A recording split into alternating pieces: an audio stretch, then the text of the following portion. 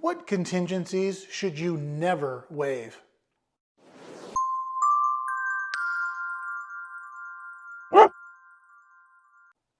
If you're buying a home, especially in a competitive market, you've probably heard this advice. Waive your contingencies to make your offer stronger. But here's the question. Which contingencies should you never waive? Because while waiving contingencies can help you win a deal, it can also expose you to serious risk. So let's break down the big ones. First, the inspection contingency. This is the one of the most important protections you have as a buyer.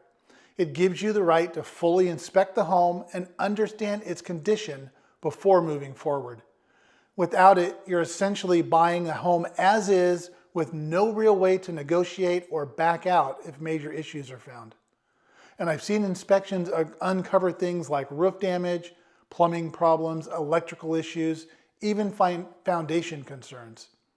So unless you truly understand the condition of the home, waiving this is a big risk.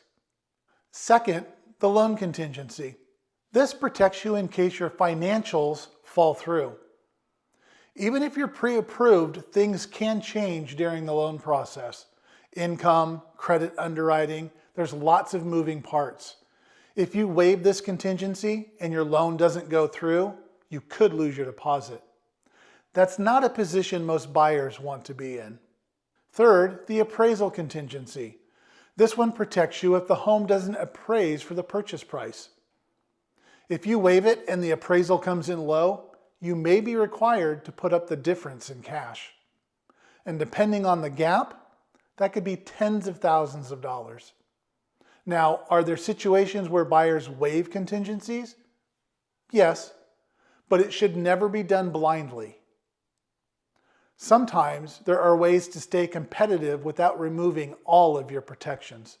For example, shortening contingency timelines, strengthening your offer in other ways, or fully understanding the risk before making that decision. Because the goal isn't just to win the home, it's to win it in a way that still protects you. At the end of the day, contingencies exist for a reason. They're there to give you time, information, and a way out of something that doesn't make sense. And knowing when to use them and when to adjust them is where strategy really matters. I'm Tim Pantle, the Adopt a Dog Realtor. At the end of the day, I help people and dogs find their new home. If you want honest answers, a clear plan, and zero pressure, reach out. Let's get started.